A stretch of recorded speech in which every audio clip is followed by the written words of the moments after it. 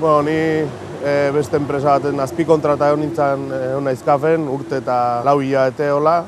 17 urte amazkit kafen bertan lana egiten, gaur egun subkontrata bat naiz.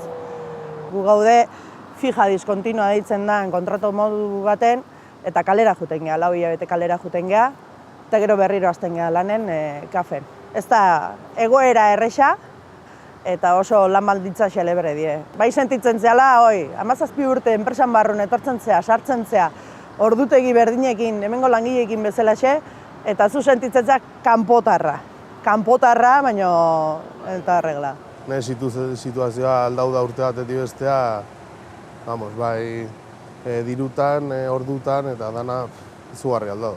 Zurrumurruk hasi zianen, igual, subkontratak hartzea, batzuk bai, eta esatezu ez detortan pentsauer, porque labeko kide bat etorri zitzaidan nahi esatea ze aurrea dijola, baina hasieran ez dezu sinisten, porque azkenen gauza potente bada eta ez dezu ilusiok eta saiatzen zea ez ziten, porque zaila ikusten da. Zaila ikusten da, eta baina hontan sindikatun laguntza eta apoio horrekin ematen du aurrea mandala.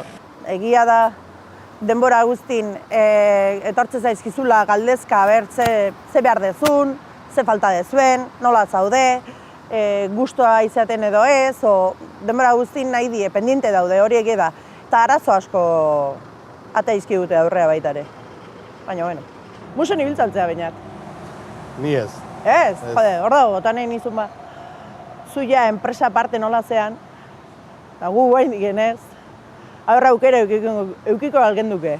Ni negatibo, ni subkontratan asuntoa dana ezagutuko nu. Langilei mina ematen dion gauza bat, azkenen langile, bertako langile bai ematen du ez, baina azkenen postu kentzen dira subkontrata batekin bertako langileentzako.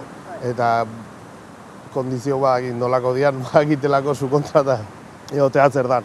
Pozten nahi zure egoera berri honengatik, benetan esate dizut, eta aber zerbait sortzen zaigun da egiten da. Aber suerte. Venga, animo, chaval.